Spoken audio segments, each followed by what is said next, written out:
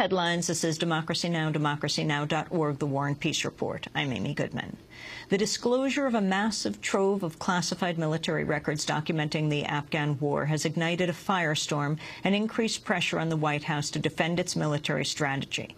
In the biggest leak in U.S. history, more than 90,000 internal records of U.S. military actions in Afghanistan over the past 6 years was published by the whistleblower website WikiLeaks on Sunday. The documents provide a devastating portrait of the war in Afghanistan, revealing how coalition forces have killed hundreds of civilians in unreported incidents, how a secret Black Ops Special Forces unit hunts down targets for assassination or detention without trial, how Taliban attacks have soared, and how Pakistan is fueling the insurgency. In Congress, House leaders are rushing to hold a vote on a critical war financing bill as early as today, fearing that the disclosures could stoke opposition to the measure. Meanwhile, tensions between the U.S., Afghanistan and Pakistan appear further strained in the wake of the leak. The leak dominated Monday's White House press briefing. Press Secretary Robert Gibbs described the leak as a, quote, potential national security concern and very real potential threat. Look, I think our reaction to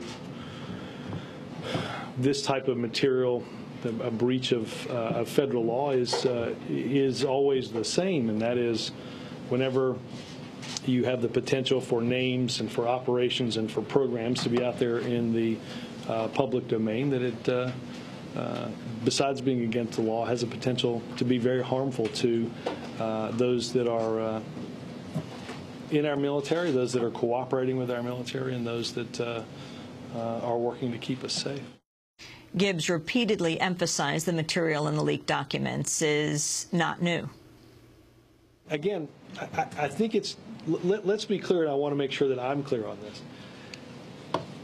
Based on the fact that there's no broad new revelations in this, our concern isn't that people might know that we're concerned about safe havens in Pakistan, or that we're concerned as we are about civilian casualties. Lord, all you need is a laptop and a mouse to figure that out, or 50 cents or $1.50, depending on which newspaper you buy. I don't think that is in a sense top secret. But what generally governs the classification of these documents are names, operations, personnel, people that are cooperating, all of which, if it's compromised, has a compromising effect on our security. White House Press Secretary Robert Gibbs rejected the conclusion that the documents call the Obama administration's war in Afghanistan into question. Instead, he underscored that the leaked documents are from 2004 to 2009 and do not relate to the current phase of the war. Let's understand this. When you talk about the way the war is going in Afghanistan, the documents purportedly cover from January 2004 to December 2009. I can't speak for the conduct of that war from an operational perspective for most of that time. I do know that when the president came into office in 2009, he, in the first few months, ordered an increase in the number of our troops, having spent 2 years talking about how our efforts in Afghanistan were greatly under-resourced, increased resources in troops to provide security for an election, and then, as you well know, conducted a fairly comprehensive and painstaking review of our policy, which resulted in December 1st, 2009's speech about a new direction in Afghanistan. That was White House Press Secretary Robert Gibbs. Well, WikiLeaks founder Julian Assange also gave a news conference yesterday at the Frontline Club in London. He discussed the significance of the leak, what the documents contain, and said they contain evidence of possible war crimes that must urgently be investigated. Here are some of the highlights. What we see is that the U.S. Army is an enormous boat that is extremely hard to turn around, and the cover-up of those sorts of crimes begins at the bottom and moves its way to the top. So it is quite hard to enact a new policy and have it filter down to a change in practice. A new policy by Obama does not mean a change of practice by the US military any more than a new policy by McChrystal meant a change in practice by US forces. It is up to a court to decide clearly whether something is in the end a crime. That said, prima facie, there does appear to be evidence of war crimes in this material. An example is the Task Force 373 HIMARS missile strike on a house which killed 7 children. This is the equivalent of opening the Stasi archives.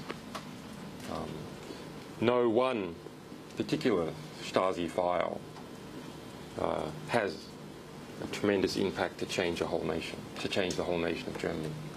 But across all the Stasi files,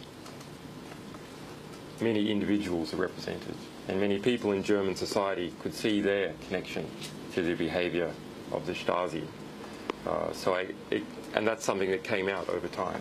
So I expect that to be the case also in this material. It is a history. It is an enormous compendium of material that will affect many different people in different ways. We, as a journalistic group, the 4 media groups who worked on this, have really only just scratched the surface. I think between us we've probably read about 1,000 or 2,000 of these reports properly. So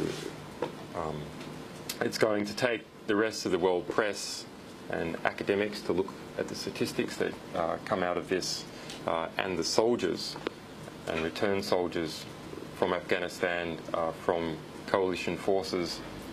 It will take the Taliban to look at this.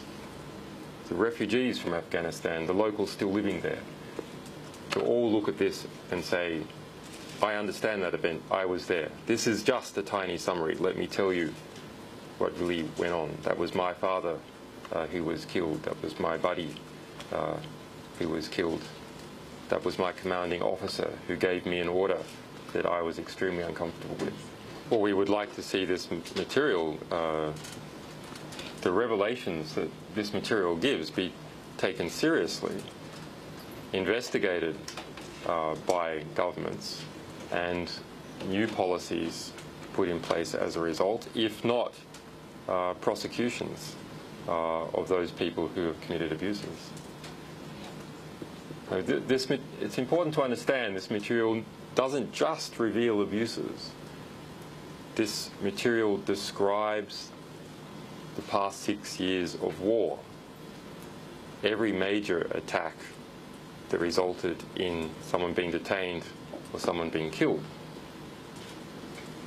That tells you how the war is going, where this happened, in what different parts of Afghanistan, what sort of weapon systems were used, which particular military units. Is there a killer unit in the United States military?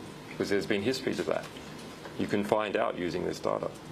You can create a simple computer program. We haven't done it yet, but any one of your technical staff can create a simple computer program to add up the kills by unit and find a top kill unit.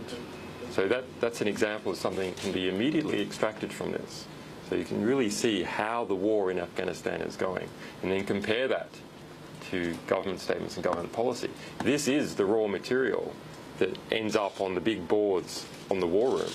There's even a field in there, D-color, which describes the colour that this material ends up, and it's displayed on the big boards. This is the raw ingredients that lead to Pentagon statistics about civilian casualties, that lead to graphs about how many insurgents are killed. We only ever normally see those figures in aggregate, but now we have all the events that are used to create those figures, and we can understand whether those aggregate figures are in fact accurate or are they distortions. In fact, we can see in many cases where we know what's in this database, and we have press sourcing or Afghan government investigation, we can see the disparity between these two. So we can see, in fact, the aggregate figures are based on faulty data. WikiLeaks founder Julian Assange highlights from his press conference yesterday in London at the Frontline Club. He was standing in front of a photograph of a soldier in Vietnam. This is Democracy Now!, democracynow.org, The War and Peace Report. When we come back from break, we'll be speaking with the investigations editor of The Guardian newspaper in London.